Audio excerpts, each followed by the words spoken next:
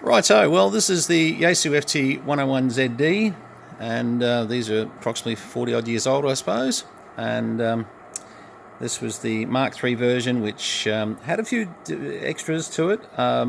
They'd improved the processor quite a bit. There's the APF notch, and I'm trying to remember, was one of the of course the knurled knobs on these things was another way to sort of just go right. They just distinguish between the Mark 1, Mark 2, and of course this is the ZD with the display on there, which is, look, you know what, if you're looking for a boat anchor, look, I would suggest to buy the ZD, but look, you know what, if you end up with a Z and no display, I saw a great illustration the other night on the Fire Up the Wire net, where Miles VK2 Alpha Sugar was using his ft101z, and it really performed great. I was very impressed with it. It was a great unit, and guess what, it drifted no more than this unit.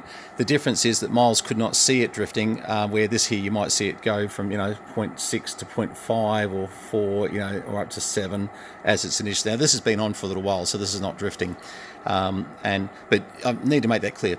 Whether you're running the digital or not, it's not going to drift any less. So what Miles was using versus what we're using here is exactly the same as far as its stability. It's just that one, you might recognise it a little bit and see it on that digital display. So this radio here is transmitting beautifully. We've actually been in and done a couple of bits and pieces to this one, and just sort of had to peek a couple of bits. The valves are like new. They're getting, well, I'll show you what they're getting. I'll just got it in tune mode. We're getting around 130 odd watts out of that. Now you don't want to do that for too long. We prefer to do this. Hello, hello, hello. Only because the duty cycle just takes the load off the radio, and certainly a little bit easier on it. But this is probably one of the best 101 ZDs that we've had through, from perspective of the output stage. We've had it through the analyzer just earlier, and we're able to get this thing down to 0.2 of a microvolt. They're really good hearing. I mean, I know we carry on about all the stuff I've got with IC 7850s and TS 990s and 7300s and 7610, all that. Flexes, you name it, doesn't matter. No matter what it is that you're sort of looking at, these things have got a new sort of, they'll give you a new lease on life.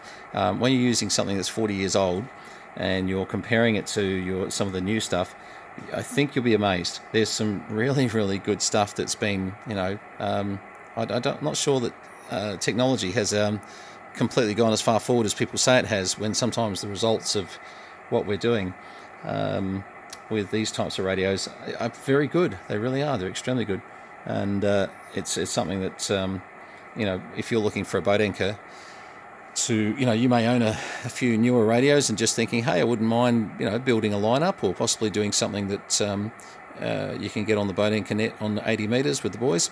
Well, I would definitely suggest one of the 101ZD Mark IIIs. Definitely the Mark III if you can get it. Look, they're pretty rare now. If you ended up with a 101ZD Mark 1 or 2, look, no harm, no foul.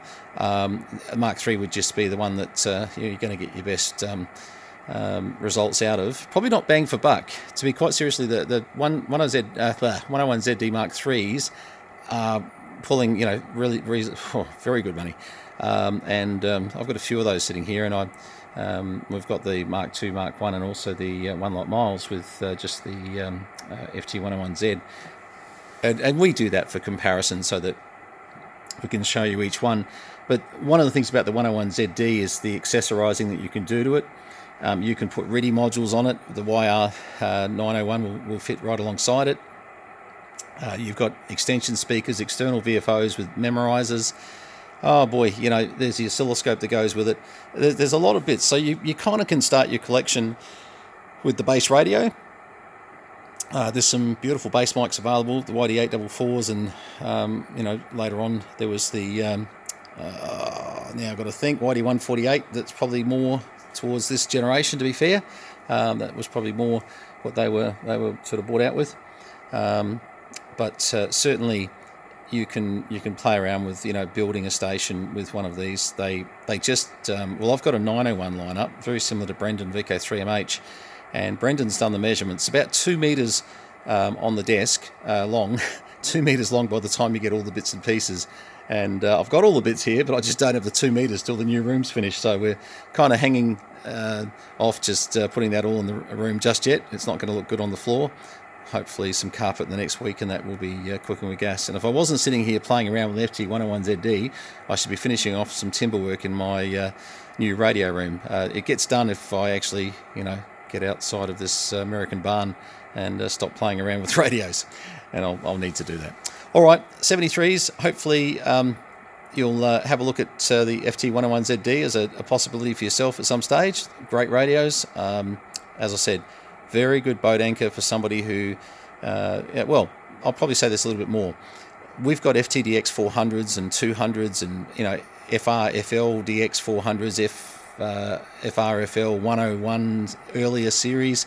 All that's lovely equipment, but it requires service on a fairly, regular basis, unfortunately. I wish I could tell you that's not true, but it is true.